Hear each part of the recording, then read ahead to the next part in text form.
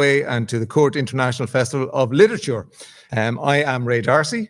You might recognise me from The Den, Blackboard Jungle. I won't go on. That's mad stuff. It's a real privilege to be here this evening with you. It's, I suppose, a night away from the quizzes, the family quizzes on Zoom.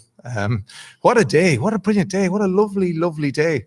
And I hope you had a chance to get out and about. It was a perfect day to grab a good book and go out into the back garden and have a read, if you could do that. We're live on YouTube, as you know, because you're watching it, and we're taking questions and answers with our guest, who I'll introduce you to in a moment at the end. So if you just put your questions there, Ruth will be your voice near the end of the hour. And any questions on anything. Marian says she's an open book. So any questions at all. Thanks to everybody involved in the festival, which is running from 21st to 25th, which is tomorrow. So still more stuff to come tomorrow until sometime tomorrow evening. So will we introduce our guest? We will, yes, okay. Our guest this evening obviously needs no introduction, but here we go anyway. She's a living literary legend. She's a national treasure. She's funny, thoughtful, perceptive. She's all around deadly. She's written 14 books, sold 14 novels. She's written other non-fiction books as well. She sold over 40 million books worldwide, and you can read them in 33 languages. She has described herself as a chatty Irish woman who writes chatty Irish books, and she also says she's been very lucky. And as if to prove her point on the chattiness, she has narrated her latest novel, the audiobook version of it, and it runs for a hefty 17 hours and 3 minutes. 17 hours and 3 minutes. So no awkward silences then this evening. Will you please welcome the great, the adorable Marian Keyes? Thank you, Ray. Thank you very much. Thanks a million. And hello to everyone who's joining us tonight. Thank you so much. And thank you to Cúirt for making it possible. And if you have questions, send them in. Ray will show you how to do it. Thank you. Yes, my lovely assistant Ray will show how to do it. And if I know the answer, I will answer it for you. Thanks. I'm really looking forward to this. Me too. We've never chatted before. No, I can't believe it in all the years. Have you been avoiding me? I haven't, Ray. No, I have admired you from afar. Right. And me you. So the audiobook, why did you decide this time to do it? I know you've done another audiobook, but it was non-fiction, wasn't it? Yeah, it was completely different. Yeah. I mean, I did a non-fiction book like 1,000 years ago, and it took a week, and it was absolute agony. Like, you know, it can hear your stomach making noises, and like every time I turned a page, it sounded like, you know, a hurricane. And it was long, tedious work, and a novel is a much, much longer thing. But pressure was brought to bear on me for the most recent novel because everybody listens to things now. You see, the whole audio thing is recent. Yeah. So they said, you have to do it. And I was kind of not looking forward to it. And as it turned out, I loved it. Like doing it, it was just so nice. I mean, because I suppose the technology has improved. So like I was doing it on a screen, so there was no turning the pages. And it was just, I felt very proud when I was reading the book. You did a really good job of it. But, oh God, thank you. It's not. But it's not a given, is it? It's not a given that you're going to be good at it. Well, I mean, I don't know.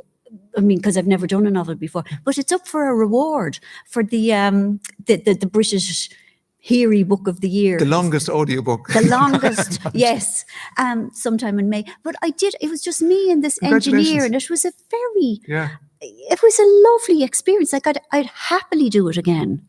And who was your favourite character from Grown Ups to voice?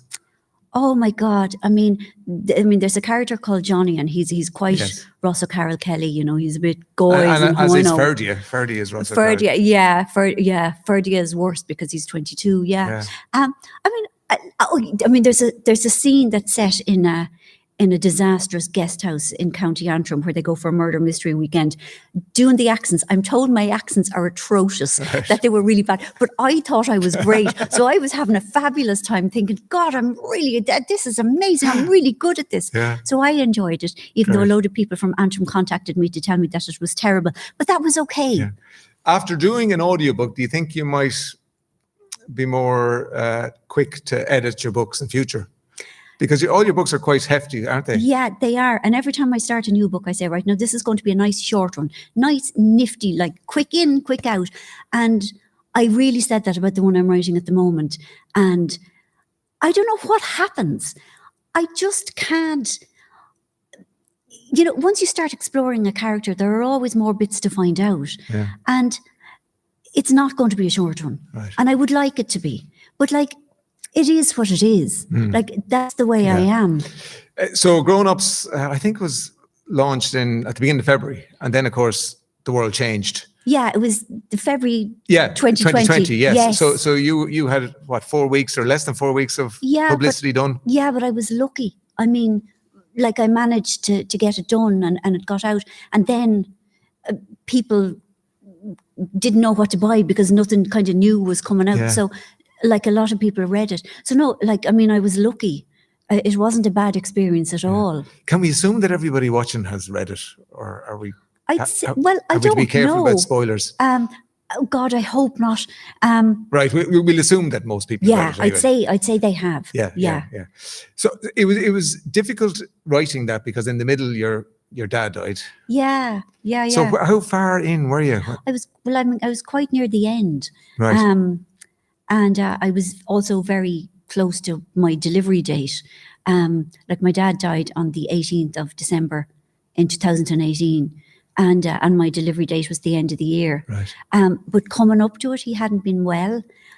I knew, even though you don't know, you sort of know, and things are gone weird. And then after he died, I mean, it was just, nothing can prepare you. Everybody is right. And it was like, when you get a punch in the arm when somebody fancies you at school and they punch you in the arm and you can't move your arm for the rest of the day. It was like that. It happened to my brain. And was that your first experience of death? Like that. Wow. It was. Yeah, it was. Yeah, no, I was lucky to get to that age without having experienced it. And I wanted to sleep all the time and everything hurt. And my publishers were just very nice and said, go on, look at, take longer. And it took about 6 months. And that feeling like when you're on a plane and your ears pop, like, it was like that. And suddenly I could think clearly again. I could hear my thoughts clearly again. And I'm sure you've written about death in your books. Yeah. And some of your characters have lost people very close to them. Yeah. And looking back on that now, having experienced it yourself. I wrote about it in Anybody Out There, where, like, Anna's husband died. And a lot of the things I described were similar, like the physical pain and also the inability to be with people for anything more than short periods of time. Like, I found intimacy exhausting. Other people were just, because grieving takes so much energy, I suppose, that you have very little left over for other things. Concentration, her concentration was gone. I had a lot of things right, but I suppose I hadn't internalized them in the way that I did them when I went through it. And your dad had Alzheimer's. Yeah, he did. So that's, I've spoken to people, who've cared for and whose loved ones have Alzheimer's, and they describe losing the person twice. Yes. Yes and no. I'll tell you, absolutely, like, the man he was gone, and he was very childlike, in that, like, he had a short attention span, but he became immensely loving. Like, it wasn't all bad at all. Like, as a dad, he was a very anxious man, like, and we were very bold, all five of us, like, hard work being our dad, like, and he just was a worrier. And then all of that fell away when he had Alzheimer's, and, like, I used to spend every Monday with him, and, like, I loved him so much, and he was so sweet. We were so sweet together. And I was so grateful for that time. And it was a relationship that I didn't ever think I would have, where it was just me and him, because I'm the eldest, and I had him to myself, like, long, long ago, before others came along. And, like, he spent the whole time telling me how great I was, how lovely I was. He didn't like my shoes. He was always complaining about my shoes. And it's funny. He's he has stolen a pair of boots on me since. There were boots that he hated. And honest to God, I cannot find them since he died. I'm convinced he's having a laugh. But so it wasn't all terrible at all. I mean, what I found hard was that he would worry, he would say like, whose house is this and where, that was awful. And did he recognize you, Marian? Yeah, he did. He did? Okay. Yeah. No, like right till the end, he knew his children and my mother. He was devoted to her. Like often he would ask her to marry him. Like, do you know? Isn't that lovely? Yeah, because so many Alzheimer's patients become agitated and angry. And aggression is one of the... Yeah, and it wasn't like that at all with Dad. Yeah. Like, I mean, he didn't know who his grandsons were and that. But when he had his senses, was he very proud of your success? Well, no. I mean, I don't mean that in a bad way, but no. I mean, he thought it was like lunacy to give up a good, pensionable job, like, something as insecure as writing. And he was so afraid, like that it would be a disaster. And like, I remember my first book came out, and like his kind of heart to heart to me was like, it's a great achievement to write a book, even if nobody buys a single copy. And like, that was him saying, brace yourself, it mightn't be as lovely as you think it's going to be. But then he used to do things like, he'd go down to Eason's, was our local bookshop in Dunleary, and he would rearrange the shelves so that like mine were facing out, and like people would say your dad was in again, because you'd go in and like it would be just wall to wall me. So like he was proud in that kind of way. But like but it's that Irish thing, you don't want to be overly confident, big headed or a sure case. Yeah, I mean there's nothing like an Irish person with a swagger. Like it's they are contemptible. Do you think that's changing, Marian? I don't think so, really. Maybe on the surface, people go, nice ones, good to see you own your success. But then they're thinking, oh no, fail, go on, fail. Own your success. Yeah. I was listening to one of the interviews you did, and you were talking about success and other people's success in particular. And, I suppose people looking in from the outside at the world of authors might think that it could be bitchy, but it's not that way at all. It's not that way at all. No. I mean, and there always is this thing that women are bitchy to each other. It's absolutely not. Like, I read because I love books. I write because I love books. And it's just really nice when you love a book and then you meet the person who wrote it and then you love them. Yeah. No, like it's actually lovely. And I don't know why I expected it would be different, because I suppose we are all when competing. You were younger, did you in any way look at other people's success and go, I'm jealous of that, or oh I my want a bit God. of that? Before I started writing, while I was still drinking, I was the world's worst. To me, like, the world was just a zero-sum game. So like, if you got a new pair of socks, it meant there was less socks for me. Everything was, I was so afraid of not getting what I wanted or having what I had been taken away, that anybody else's good news just felt like, a knife in me guts. And even when I got published, there was that feeling of, oh God, okay, well, I write books and some people like them and some people buy them. But if somebody else is writing better books, it means nobody's going to bother with me. Yeah. And then that kind of, I don't know, it leveled out. With age, with success? Definitely with age. And success, I suppose. Maybe, but I'd like to think that it isn't contingent on that. Okay. Because like any career, I've had ups and downs. And in the downs, I've been able to maintain, love and affection and admiration and respect for other writers, and not to be there like with the wax dolls and the pins and that. Yeah. Your mum, how is she? She's fantastic. Yeah. Was she caring for your dad for a long time before he died? She was amazing. Yeah. Like, so patient and loving, and like, it broke her heart. He went into a home for the last eight months of his life. But then she's now living her life without guilt, and she's had her 2 vaccines and she's hugging all around her, and like, she has she's great fun. Yeah. Like, she was always great fun. And it's great to see, that she's got hope now, that she, What do you think you got from your parents, each of them? Okay, from my dad, I got a strong work ethic, and also like a big worry gene. A big, and we're going to talk about that. Yeah. And we won't talk about it yet, but Okay. and so your mother, what did you get from your mother then? The ability to tell a good story. Like, she's absolutely fantastic at it. And like, always in our house, in our kitchen, there was always people in and out of the house. And like, storytelling was, I don't know, was central to it all. Yeah. And you had to be good at it, and you had to be funny. And the people who came to the house were kind of let in because they were funny. Right. You know, like, there was no room for no dullards need apply. Right. I haven't heard that word in a long time. Yeah, it's a great word, isn't it? You Yes. dullard. But I mean, she's a very optimistic person, you know, so it's funny. And your dad was a worrier. Yeah. So And what about your smarts?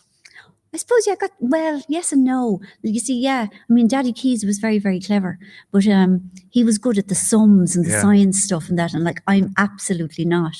But I suppose emotional intelligence, like my mother has that. Well, that's bucket what you have, loads. and you have it in spades. Like, Thank you. I remember a teacher said to me, "You have a great understanding of the human condition," and it wasn't true of me, but it is true of you. Thank you. You have this amazing understanding of the human condition. It's like, I've watched so many interviews, and I've read grown ups, and you just, and is that innate, or where does that come from, do you think? I mean, this is going to sound like, Marian and her tragic life, but like, I never fitted in. I just never did. I just came out of the box funny. And I don't know why. It meant that I was always sort of on the outside. And I was desperate to belong and to fit in. But like, I didn't, because that's just how it was. That's how and I think when you're an outsider, I mean, very much I was watching other people to find out how they did it. Like, how do you manage to be alive so effortlessly? How does it all work so beautifully for you? And I am so uncomfortable in myself. So that analytical part of me was, I think an attempt to survive, but also just that outsider thing. It was my only view. So you're a spectator. I was a spectator, yeah. That's interesting. And I still am. So you're nearly a student of the human condition from a young age. Yeah, and it wasn't something I wanted, but like, you get what you get, and it turned out to be handy. So your dad, the worrier, and you said that you were catastrophizing from the age of 5 or 6. Yeah, master catastrophizer. I don't think that word had even been invented at that stage. No. Yeah, so a worrier, a worrier. I just... Like, what sort of things? Like, I used to get sick in the lead up to Christmas. I was so fearful that Santa wouldn't come. Oh, God love you. Was it that level of... Like, if my parents went out for the night, like, I used to sit at the bottom of the stairs crying, waiting, praying for them to come home, and absolutely convinced that they wouldn't, and that, like, I would be taking care of my younger brothers and sisters. Like, it was nuts. Yeah. Do you know, like, nothing ever happened to make that a possibility. Do you think if you were 5 or 6 now that you would probably get a diagnosis of anxiety? I don't. Is that what's done? That's, you see, that. Well, anyway, that's another night's chat. But I think things are pathologized a lot. I suppose they are pathologized a lot, and I have no real idea what's right or wrong. Ultimately, I feel okay. Yeah. About the life, but the way I was. I'm just the worrying thing, and it's this thing about getting out of your head. That thing that you're out of your head on whatever. Yeah. And it was only recently that I realized that it's literally getting out of your head. Yes. That people want to get out of this space. Yes. Yes. To stop the feelings. Yes. It's the feelings more than the thoughts. Yes. Yeah, absolutely. I hated being me. I hated being in my body, in my skin, in my life, with my thoughts, with my feelings. I hated it. Right. And the relief when I found something that made me feel the way I thought other people felt. Like, and if it wasn't alcohol, it would have been something. And even before that, like, reading, I've always said this was my first addiction, because I got out of my head. Yes. I became completely subsumed into another life, into another, and I stopped being me. And I liked being out of my head. I still like being out of my head, except I can't be. I am a lot I am a lot better. Yes, of course you are. Yeah. Yeah. So you drank as a teenager, and anyway, it's all well documented. And you drank, and it wasn't until you were 30 that you went into rehab. Yeah. And still, then you didn't think you were an alcoholic. No, going in, I didn't. No, No. I didn't. No, I thought I was really depressed, and that I was one of these incredibly special, complicated people. And I went to the Rutland, and I knew that the Rutland had the reputation of being very tough.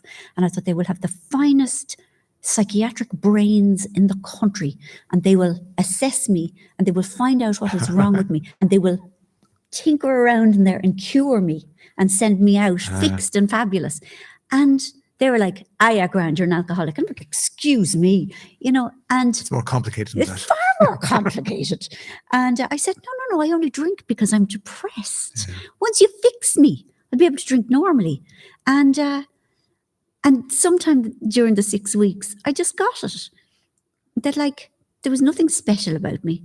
I was simply an alcoholic, and that and that the game was up.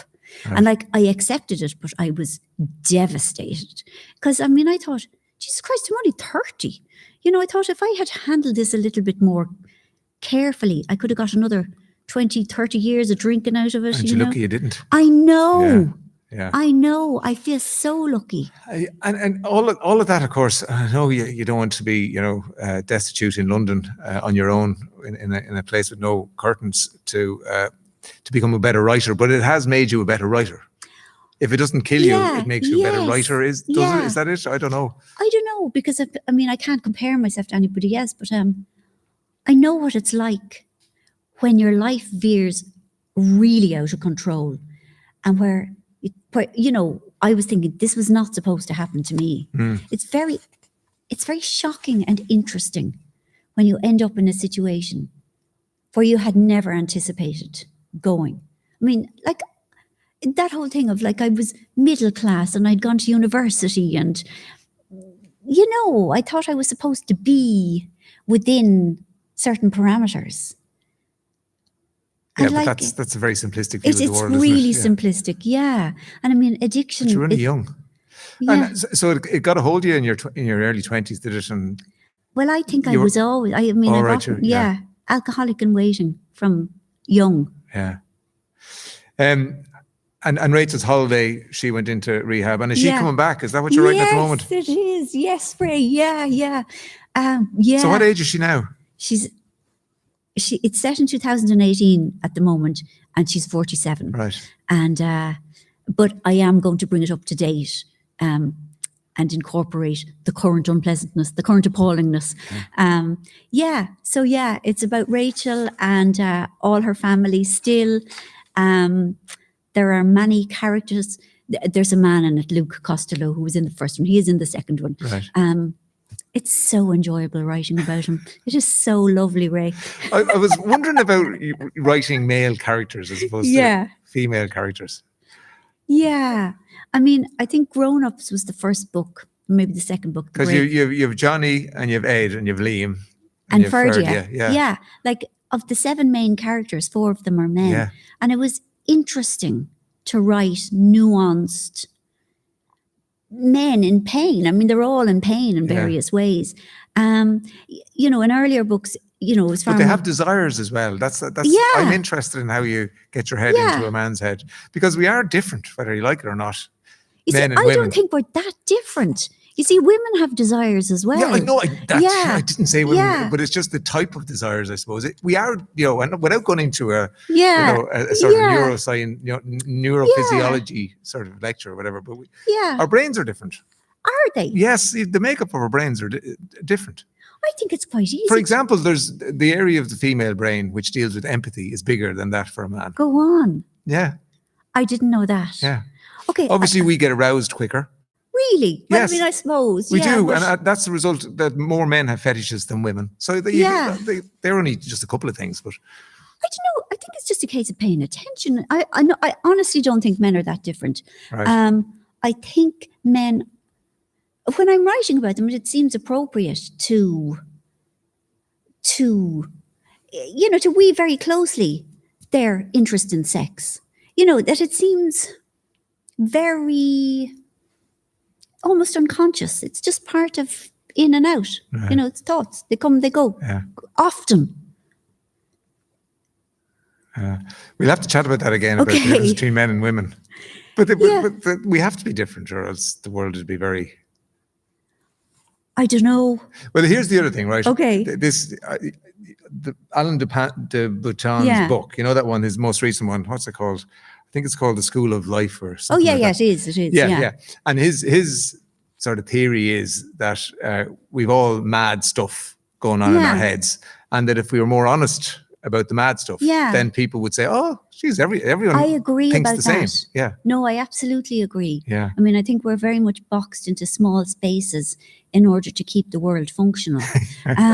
But, anytime somebody comes out and says, do you know what, I have a fetish about blah-de-blah, people go, thanks be to Christ, I thought it was just me. I mean, that's the thing, or I have, I feel similar about something similar. Yes. Yeah, I mean, I think there are huge amounts of ourselves that we can't acknowledge, or that we feel ashamed of acknowledging, or that we feel that we are completely alone thinking that way. And we're not. Like there's over 8 billion people on the earth, so it's but more than likely there's somebody else who thinks the same as us. But like there aren't really spaces in which people can say, do you know what I'm ashamed of? Do you know? Like, and I wish there was. And I suppose that the spaces are becoming smaller and smaller, aren't they? Anyway, shoes. Right. Jessie, There's a pivot. Jessie, the main character. Well, shoe fetish is seemingly a very common one. But Jessie, the main character in Grown Ups, she likes her shoes. Well, she likes spending money. Yeah. Yes. Yeah, as do I. Yeah. You're an Imelda, isn't that what you call yourself? Oh, yeah. I would really more. When I labelled myself an Imelda, I shouldn't have used that word. I mean, because that is kind of lauding the wife of a dictator. No, I shouldn't have done that. Okay, right. So I'm just a compulsive spender. Right, on shoes in particular. Yeah, or bags. Yeah. You see, they're both handy because if you love food as I do, things go up and things go down. Yes. But the shoes will always fit. Yes. As you see that they are my friends. Yeah. In that way, the way that other clothes aren't. Did you use a lot of your own experience to write Jessie? I'll tell you, Jessie is a very controlling woman, and she's the eldest, and she likes the idea of a big family, and she is quite fetishistic about everybody being there together. That is completely me. Right. Yeah, I mean, I'm the eldest of my siblings, and I like every single Keyes to be all together in the one place. That's like, I long for it. Like, I love everyone. Everyone has to be there. And if somebody isn't there, it's like a stone in my shoe. I feel really, So those what about the darker side of Jessie then? Like, nobody likes me. I'm sort of for company. Yeah. What about? There are times when I would touch off that. Would you? Yeah. Yeah. But like, I think once you have a role in a family, and everybody in a family has some sort of role, you think, outside of that role, do I actually matter? Do I exist? I think that's what happens to Jessie. It's what happens to me. Mostly, I know that you're loved. I'm loved. Yes. Yeah, but I think it's only human to kind of have moments where you think, Jesus, does anyone like me? Yeah. Well, they do. You know that. Is that why you're on Twitter? No, I mean, Jesus, I don't think you'd be on Twitter if you wanted to be liked. But you have, 150,000 followers or whatever. Yeah, I mean, I'm on Twitter for the crack. Like, people are so funny. And especially at the moment, like things like, Line of Duty. Yeah. Do you watch it? Yeah, we're on, don't tell me anything. Okay, we're on Series 5. We're playing catch up. Yeah. Like, it is so great. It's like being at one giant water cooler, at times like this. Yeah. And I've met some really, really, really, really lovely people. And I've, been told telly shows to watch and books to read and, all kinds of help. Speaking of help, because you did say that if Twitter was around when you had your depressive bout, whatever. What's about 12 years ago now, is it? Hang on, I think when I was 21. Yeah, it started in 2009. Yeah. That if Twitter had been around then, that you could have what? Oh no, I did, Ray. I did. I joined in 2012. Right. And it was wonderful. In what way? Because I couldn't leave the house because I was so frightened. But I could talk to people. And as I say, gravitated to funny, nice people. Yeah. And so like there was a community. Like I had friends, even though I was at home. Oh no, it was great. Yeah. Like there's a lot that's awful about Twitter, but there's a lot that's good as well. The mystery of Mercy Close. So you was it Helen, the main character? Yes. She had depression. Yes. And you wrote that while you. Yeah. Yeah. Yeah. Was that cathartic, therapeutic? It was therapeutic. I mean, easy to write. Sorry. It was easy to write. Yeah. It's the only time I've ever done it that I used what I was going through at the time to actually write a novel. But the feelings that Helen has, like her darkness, were absolutely how I felt at the time. Yeah. And up to then and since then, I've kind of been uncomfortable about using my feelings in a cathartic way. I just feel like if I'm going to write about something, I have to be on very solid, steady ground, that I can't be exploring my feelings as I'm writing. It just feels, I don't know, it feels distasteful. Yes, yeah. But this particular book, I didn't even know if it was going to be published. And I was like in the horrors and writing about the actual way I felt, which I had never heard described by anyone else. Because like depression had always been described as sort of a flatness, a feeling of like nothing, like an absence of feeling. But I just felt so much and it was so awful. And it was nice to say, well, fuck it, this is how it is for me. Yeah. It felt, there was a kind of a, there was a defiance in it. And I mean, and that book isn't for everyone, it's too dark. But for those who need it, they find it. Yeah. And you don't shy away from serious issues at all. And in a way, you're using your platform, for want of a better word, to address issues. And I'd imagine, it allows people to open conversations. Like you did domestic abuse in This Charming Man.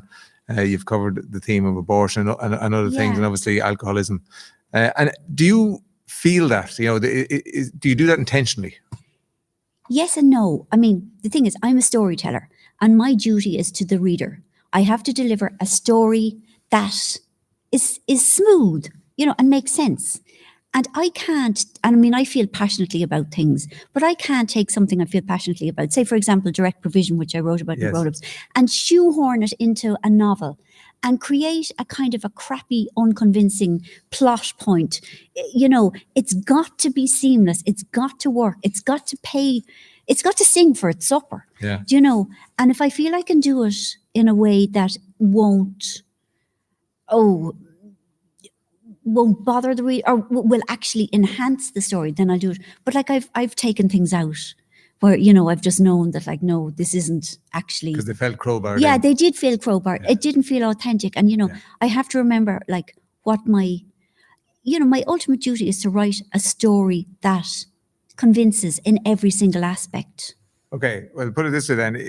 It must be lovely if people come to you and say, because of reading your book, I was able to start that conversation. Yeah. Or I identified with it. An honor. Yeah. It's like, it is such an honor because, I mean, this is popular fiction, like, and it's often derided and it's very much kind of, this won't change the world, but you'll kill a plane journey with it, and it's very nice to kind of, that to it has changed somebody's world. Yeah, to sneak something under the radar that's actually going to affect people. I feel proud to do it. And I also feel very honored to have permission to do it, that I'm published, and also that people will receive it in that spirit. I was watching an interview you did with your husband last August. Yeah. So he's a very good interviewer. God love him. He is so shy. Yeah. But we couldn't get anyone else to interview me, so he did it. I was thinking if I was struck down with the COVID, he could have stepped in here very easily. He would be mortified. He was quoting Oscar Wilde, and was he? He was in that interview. Yes. Was he now? Yeah, it was something about the end and happiness. Go on. Yeah, I can't remember the exact quote. I'm really bad at remembering quotes. Yeah, my memory's gone to hell altogether. Yeah, but so happiness is the thing. Before I get to happiness, I just want to ask you, because it's related to what we were talking about, that you've sort of put your name to certain campaigns, and was was that a sort of a big decision to make? Because you obviously have a huge follower. You know, you've sold 40 million books. People listen when you talk, and that was sort of putting your head above the parapet on social issues. Not even remotely. No. I mean, I forget those things. I mean, I was always, you know, I always felt strongly about justice. You know, I always felt very angry when people were denied justice, you know, or when people had their voice taken from them. Like, this goes back to, I don't know, the age of 12, Right. you know, and the funny thing is that I often forget that I have a public persona, because I just think, I react, I think, like any right-thinking person would, you know, when, like, I mean, I find direct provision abhorrent. It kills me, it destroys me. I just think any normal person, any person with a heart would feel like that. How is it happening? How does it continue to happen? Yeah, like, so, no. Yeah, it wasn't a big decision. Yeah, and you know what, like, I'm an awful idiot, because there are other people who are a lot more cagey, you know, and they're far more careful, and they don't do things that will annoy people. Yeah. You know, but Do you think you've alienated some of your readers over the years with some of the things you've said? of course I have. And they go, I'm not going to buy that one's book anymore. Absolutely. Yeah. Like, especially The Break, which is a book about abortion. And I mean, it was written in the run up to the referendum, and I deliberately wrote it. And definitely I lost readers. And I was so proud that I had the courage to do it. Like, I mean, it's absolutely fine. You know, I will never have the courage to be, you know, a politician or anything like that. But in my small way, I have kind of put my hand up and said, I stand for something. And that matters. Yeah. You said, and I've heard you say it so many times, the popular fiction phrase. And it's like you sort of just grimace a little bit when you say it. Yeah, I mean, it's just you know, we're told so often, be ashamed, you writers of rubbish. Do you know, like, even though, like, I'm really proud of my books and really proud of the joy that popular fiction. As you should be, of course. Yeah, but it's still, you know, you hear the kind of the, begone, you muckraking people who sell lots of books. Yeah. It's kind but of. you're all the things that I said at the top. You know, you're like, you're so funny, you're so perceptive. You're like, your understanding of what it is to be human is immense. Thank you. No, but it is. Well, you couldn't write the books you write without that. Thanks. Did you ever think of writing a self-help book? No. No. You obviously have, because you had to say yeah, 5 I mean, no's there. people have asked, but I would feel quite po-faced about it all, do you know? And it's not like I have anything sorted, and it's not like anything I ever did. I think I found peace through living through things. Yeah.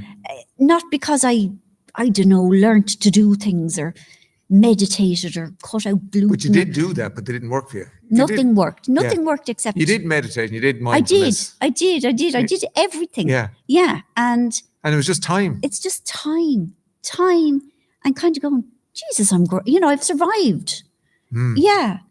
Like, but having said that, if somebody is meditating and it's working, like, whatever works for a particular person, Jesus, grab onto it with you know, with both hands. But like, for me, I suppose, I mean, the huge thing that happened to me was getting sober. I mean, the huge life-changing, everything-changing, like, blossom of my life was that.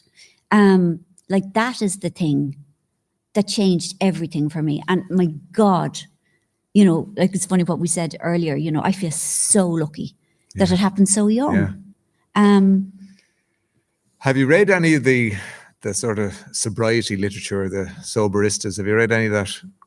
What does that mean? You know, there's a lot of, I've read, I'm trying to think of some of the names now. Do you mean the books that are kind of like alternatives to AA? No. These are, what's her name? Annie Grace. Is it Annie Grace? She's an American woman. And Claire Pooley, I think. Anyway, they're women, they're all around the same age. And they discovered that they're not alcoholics, but alcohol isn't working for them. Oh, okay. You know what I mean? So yeah. So it's like the thing is that just because just because you don't have a problem with alcohol doesn't mean you don't have a problem or something like that. Anyway. Yeah, that makes sense. Yeah, yes, yeah. Like people think just because they're not an alcoholic that everything's okay. It's black and white, you know. Yeah. And these people now are writing that there's a whole grey area. Yeah, I mean, I'm definitely not in the grey area. Yes, like I'm in the. But yeah, I mean, like the whole. But you see now, as like, and you're, you know, we were talking earlier on about you being a spectator and looking in on people, and when you're sober, and you're in situations where people are drinking. Yeah. How does that work?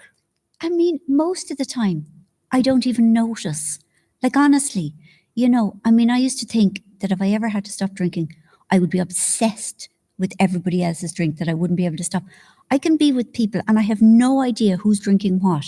And then suddenly at a certain point, I think, oh my God, they're all scuttered. I think, right, I'll be off. Yeah. That's me. Yeah. So Rachel, she's on her way back. Yes. And can you tell us, is she on or off the drink? You can't tell us. No. Okay. It's lovely. How do you do it? We're coming near the end now. Just I read somewhere that you said that you'd hear just one bit of a conversation and that'd be a spark. Yeah. Like just a little, a chance hearing of something. Yeah, and it just gives me some idea of the uniqueness of a person.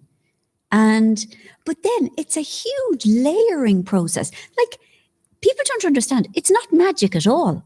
It's work. Yeah. And like, it's lovely work. I don't mean to make it sound like, I mean, I am not a nurse on the front line. You know, it's not important or grueling work, but it is time consuming and it's thought consuming, you know, and I try characteristics out and that doesn't work and I take it off and, you know, and I build a life around my characters and write scenes, and sometimes they work and sometimes they don't.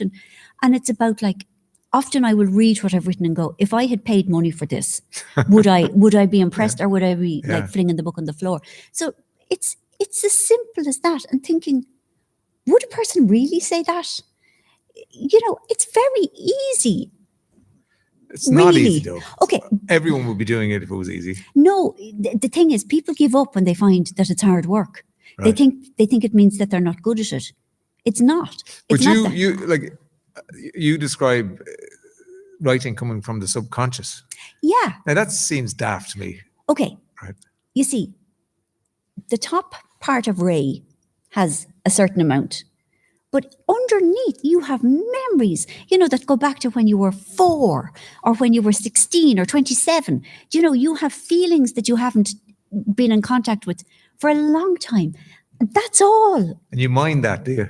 Well, yeah, you have to get into it because there isn't enough really in the conscious brain to kind of write. I mean, lots of people do write a book just from the head, but you've got to get down into the feelings. So do you, and I know you say it's hard work and it's all, you know, this sort of thing and piecing things together, but do you ever into a flow? Yeah. Right.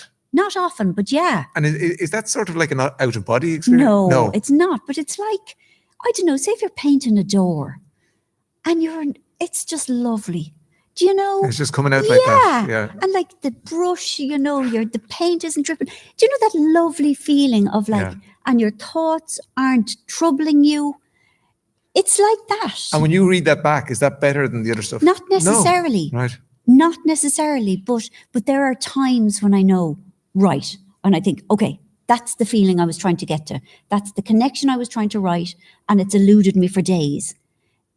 You know, like writing is just about showing up and chipping away and chipping away. It is. No, like here, you said this is, you know, this means nothing, probably means nothing to you, but it means an awful lot to me, as in who you are and your use of words. Like we most of us say pre-lockdown, right? How did you describe it in an interview you did?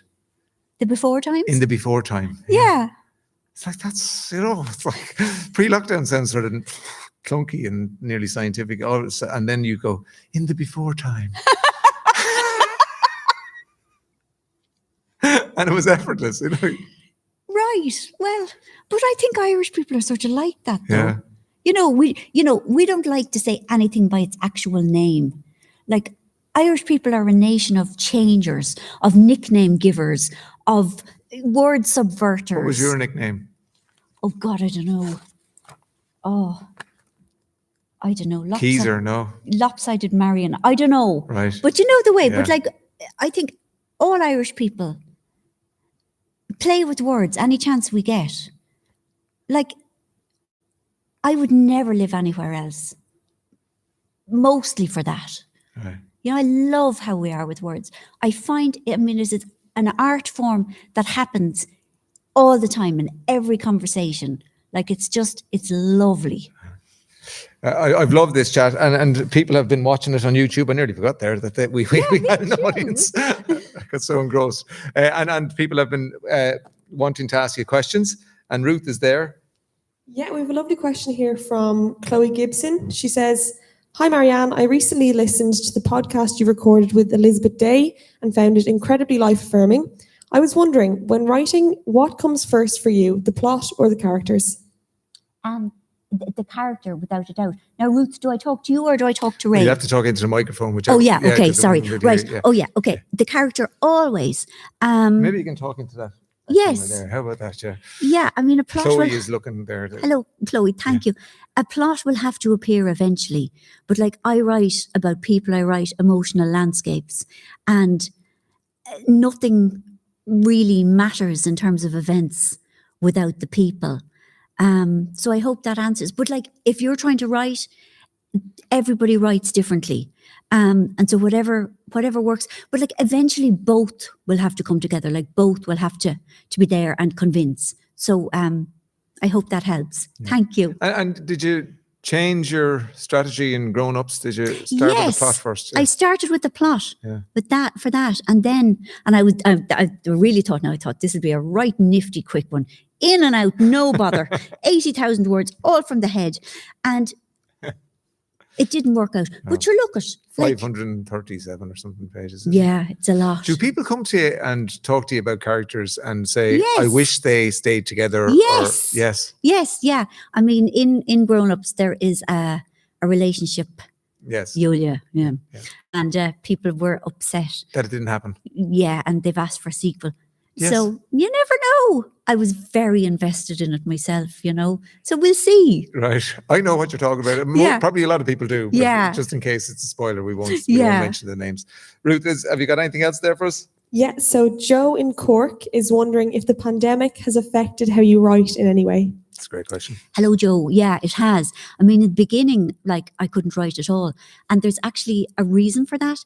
It's because we were all so terrified that when you're frightened, when a human being is frightened, we shut down the imaginative or dreaming part of our head because we are scanning the horizon for predators. Oh. And so, like, I literally couldn't write. And then, I don't know, the anxiety must have quietened down a bit. And I had a great old run of it there, kind of May, June. And after the summer then, it got awful again because I realized, even though I am an acute introvert, that I was actually missing people. Like, I miss the crack. I need the spark of conversations to kind of, bring life to the words. And at the moment, I mean, I suppose I'm quite near to the end of the book I'm writing, but I'm managing it like I'm trudging along like 27 words a day, like, and it feels like I'll be doing it for the rest of my life because everything is so flat. And I've had to make myself, my emotions kind of flat and joyless because on the one hand, the hope was excruciating. And then the rage about the vaccines and the dog ate my vaccines and the whole shambles, I found that very, very difficult as well. So I had to kind of come in and throw like a fire blanket over my feelings, and that kind of muffled everything. But yeah, so it has definitely affected how I'm writing. And that's how it is. These are the times we live in, and I suppose we have to, what do they say? Cut our coat to suit our cloth. But I hope that we'll be out of lockdown before I have to deliver the book so that I can kind of invigorate it with energy and stuff. Thank you, Joe. Thanks, Joe. So I have a question here from Carla in Dublin, and she said, how do you feel about being referenced in CMAT's most recent single, I Don't Really Care For You? Yeah. I am so honored. She's brilliant. She's Seen her. fantastic. Honest to God. I mean, it was like one of those kind of, hair standing up in the back of my neck moments. And she's so good. And it is such a great song. And, the fact that she's only 24 and she's heard of me, like, it was just, it's wonderful. And I'm really honored. And I really hope that, like, she has this amazing career. Yeah. And you were into music? Not really. Oh, are you not? No, I'm not. I thought you were, No. because the way Cara, well, you decided that Yes. Cara was into music. Yeah. So who did you research for you then? Oh, well, my husband is like, he like listens to everything. Right. So Tony or himself, sorry. Yeah. But like, I mean, it's awful, but I would really always prefer to have silence. And like, I got stuck in my musical tastes at the end of the 70s. And I'm serious. Like, I've just never really, and people have said to me, how come your characters never listen to music and never have any pets? So I thought, right then, thank you for that. So I made a big effort with Cara. And at the moment, I'm trying to reference stuff for my characters, and again, Rachel. But no, I like... Cara would be into CMAT, I'd say. Oh God, she would. Yes. Yeah, you see, and Ferdia, who's 22, you see, would be advising her. More hip hop, I'd say. Would he? I Does he have think a so. clue? I just see Ferdia listen to loud hip hop with the windscreen, with the window down, the outlet, Yeah. that sort of thing. Yeah. Oh God. Well, that's how it is. Yeah, that's the brilliant thing about books, isn't it? Yes, exactly. We fill in the gaps. Ruth? So we have a lovely little question here from Chris McGoran, who says, would you ever write for young children? I promised my 5-year-old I would ask, as she knows I love your books. Hello, Chris. Thank you so much. I don't think I would be able.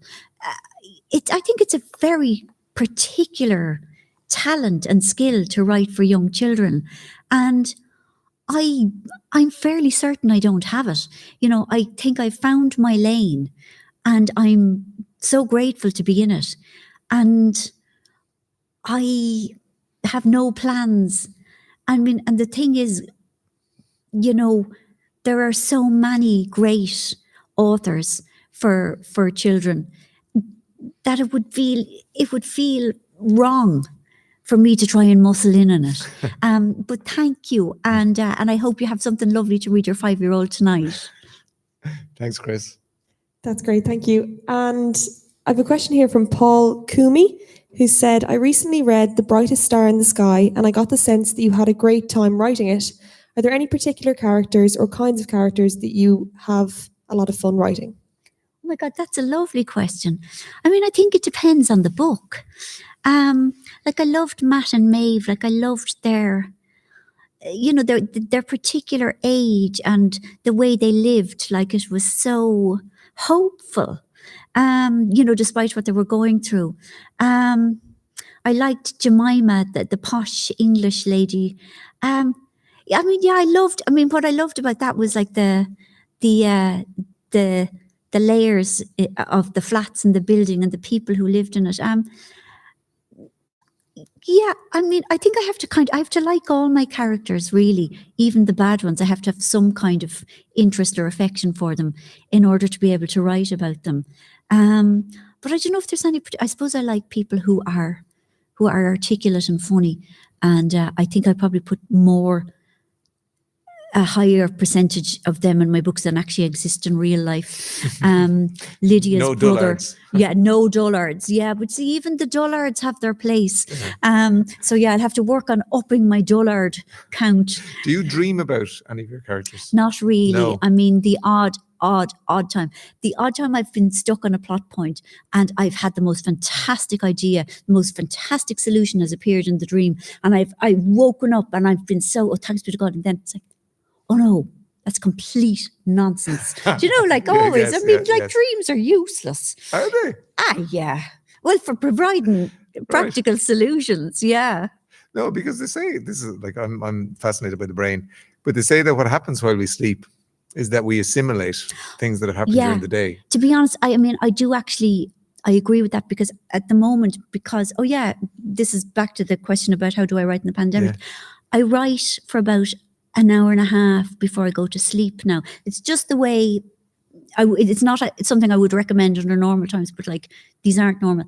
And I really feel that while I'm asleep, I am assimilating, and then, you know, I'm ready to kind of start in the morning with kind of already focused. That would make sense. Yeah.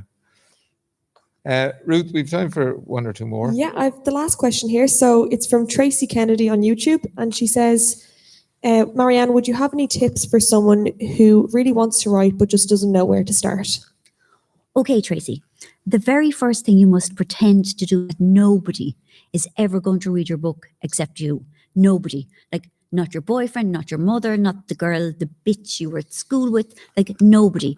That will enable you to be completely honest. And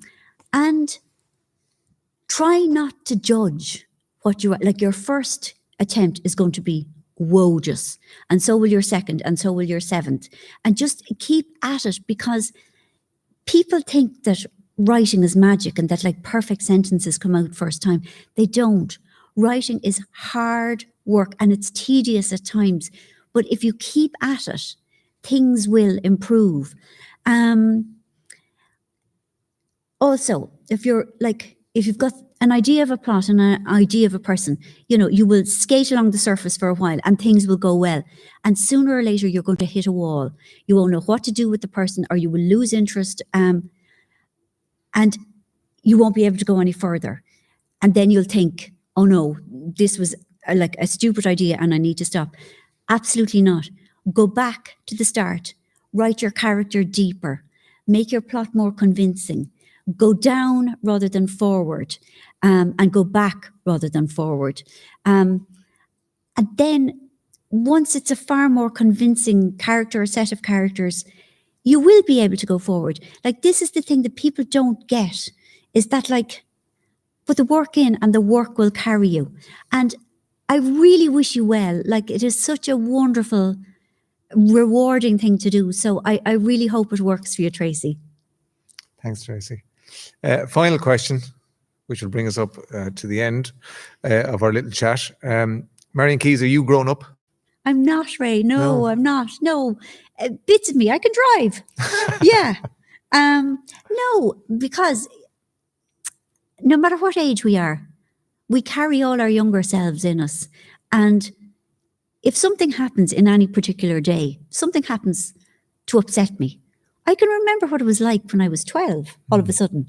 You know, those selves are always available if the circumstances are wrong. And it means like I can still, you know, I can have a blunt exchange with a customer relations person. You know, I can stand my ground in a very adult way. But I'm still... But then nobody's grown up then. Nobody is grown up. Yeah, No, nobody is grown up. And those that we think are grown up are faking it a lot of the time. We're all winging it. Like, we are all winging it. Yeah. Some of us are winging it better than others. Yes, exactly. Well, listen, I really enjoyed So did our I, first Ray. chat. I hope it's not our last chat. I hope it isn't too. Like, thank you so much. Yeah. Well, before I thank you, I just thank everybody here at Cúirt, Sasha and her team, and Donald and his team, and Ruth for relaying the questions. And everybody was so nice to us. Yeah, so nice. Thank you so much. And thanks to everybody on YouTube for tuning in. And as I said, Cúirt continues tomorrow. And your friend Louisa Neal is on one of the panels. Yes. Thank you, everybody. Really and truly. Thank you so much. And thank you, Ray. It's been gorgeous. Marian Keyes. Marian Keyes, ladies and gentlemen. Thank you. Good night. Thanks. Thank you. Thank you. That, like...